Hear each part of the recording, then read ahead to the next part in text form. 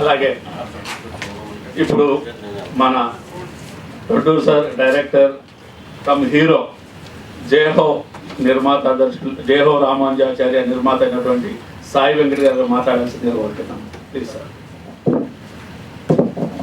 Surya Varma cinema రిలీజ్కు రెడీగా ఉండి ఈరోజు టీజర్ లాంచింగ్ చేయడం జరిగింది. కంగ్రాచులేషన్ మురళి గారు. ఒక నిర్మాత, ఒక దర్శకుడిగా దాదాపు నాకు తెలిసే 20 ఏళ్ళ స్నేహం మాది. దర్శక సంఘంలో కానీ, అదేవిధంగా తెలంగాణ ఏర్పడ్డాక తెలంగాణ దర్శక సంఘం కానీ దాదాపు నాకు తెలిసి ఒక 20 ఏళ్ళుగా నాతో ఒక అనుబంధం ఉంది.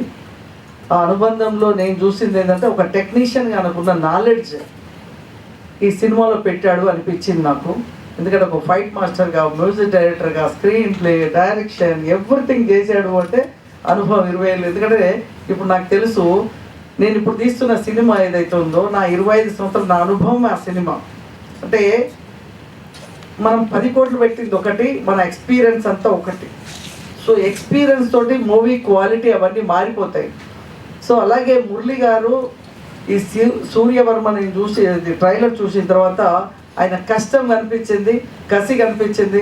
ఏదో ఒక మంచి సినిమా ఇవ్వాలి తెలుగు ఇండస్ట్రీ కానీ సూర్యవర్మ ఆయన విలనిజం ఆ గుండు చేసుకొని చాలా నిజం. ఇంతకుముందు వీరశంకర్ గారు చెప్పినట్టు రియల్గా కఠోరమైన విలన్ లాగా ఉన్నారు. చాలా భయంకరంగా, చూస్తేనే రాత్రిపూట చూస్తే భయపడేలాగా ఉంది ఆ సీన్, అలా ఉన్నారు.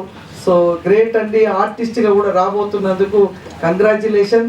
అదేవిధంగా ప్రణీత్, సాయి ప్రణీత్ కరాటే ఫైటరా మీరు? బ్లాక్ బెల్టా?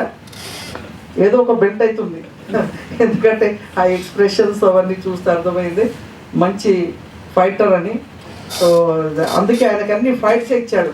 ఇప్పుడు మేము చూసిన ట్రైలర్లో 4 దాకా ఫైట్సే కనిపిస్తున్నాయి, యాక్షన్ ఎక్కువ కనిపిస్తుంది. సో యాక్షన్ సినిమా అనిపిస్తుంది ఈ సినిమా. సో ఒక అమ్మాయి కోసం, ప్రేమ కోసం యాక్షన్ అని ఫీలింగ్ కలిగింది నాకు ఈ స్టోరీ చూస్తుంటే. అది నిజమా కాదా అని ప్రేక్షకులు సినిమా థియేటర్లో చూసి చెప్పాలి. ఆ అమ్మాయి కూడా పునర్వి, మంచి పేరు పునర్వి అని చాలా వరకు నేను ఫస్ట్ టైం వింటున్నా. పునర్వి అనే మంచి పేరు. All the best, congratulation. మాతో పాటు విచ్చేసిన గెస్టులు వీరశంకర్ గారు, దర్శక సంఘం అధ్యక్షులు రామకృష్ణ గౌడ్ గారికి, అదేవిధంగా పద్మిని గారు. ఆమె కూడా ఎన్నో సినిమాలు తీయడమే కాకుండా నిర్మాతలకి ఆమె శ్రేయస్సు కోసం మరి వాళ్ళ కొడుకుని ఒక స్టార్ని తయారు చేసిందంటే ఒక తల్లి. ఆ స్టార్ని, మానస్ అని ఒక స్టార్ని తయారు చేస్తానికి ఆమె కృషి మామూలు కృషి కాదు. అంటే మనం ఒక చెట్టు పెట్టి వదిలేయడం కాదు, ఆ చెట్టుని ఏ విధంగా మహావృక్షం చేయాలనేది పద్మిని గారి దగ్గర ఒక తల్లిగా నేను చూశాను. ఆమె దాదాపు 10-15 సంవత్సరాల అనుబంధంలో నేను దగ్గరుండి చూసాను జరిగింది. ఒక చిన్న మొక్కని మహావృక్షం తయారు చేసింది. అలాంటి వ్యక్తి ఈరోజు గెస్ట్గా రావడం మా డాడీ శ్రీనివాస్. ఆయన నంది అవార్డు గ్రహీతే కాక సినిమా పరిశ్రమలో పోరాట యోధుడు. ఆయన ఒక రైటర్గా పోరాట యోధుడు. అంటే ఏదో ఒకటి చెయ్యాలి.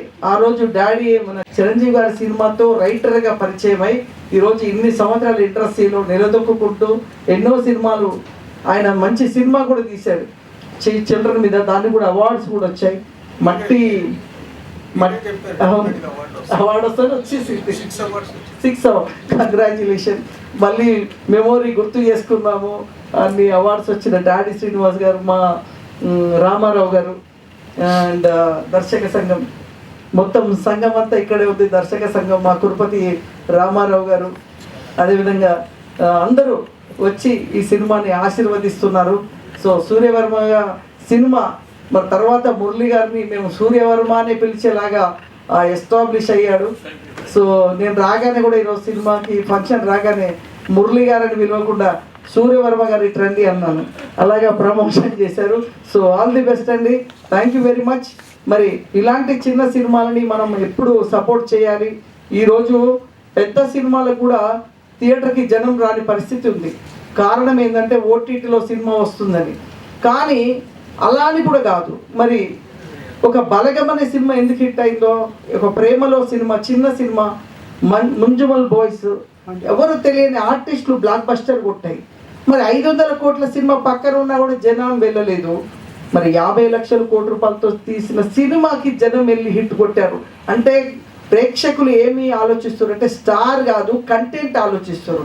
సినిమాలో కంటెంట్ ఉండి కాన్సెప్ట్ ఉండి 2 గంటలు మంచిగా కూర్చోబెట్టగలిగితే బ్లాక్ బస్టర్ ఇవ్వగలుగుతామనే ఈ ఎగ్జాంపుల్స్ ఈరోజు ప్రేక్షకులు డిఫరెంట్గా చూపిస్తున్నారు. అంటే ఎక్స్పెక్ట్ చేసింది ఒకటి, ప్రజలంతా తీర్పులన్నీ రకరకాల తీర్పులు వస్తున్నాయి. అంటే జనాలందరూ ఏదో టీవీలలో బాగా వస్తే ఓట్లేసే రోజులు పోయినాయి ఇప్పుడు కూడా. అంటే ఏం చేస్తారు? అలాగే ఈ సినిమా కూడా ఇంత ప్రమోషన్ చేసినా కూడా జనం వచ్చేలాగా లేదు. కంటెంట్ కావాలి వాళ్ళకి, స్టార్ అవసరం లేదు.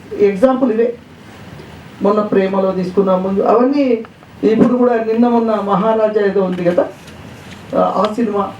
ఏదైనా కూడా కంటెంట్ ఉంటే సినిమా హిట్ అవుతుంది.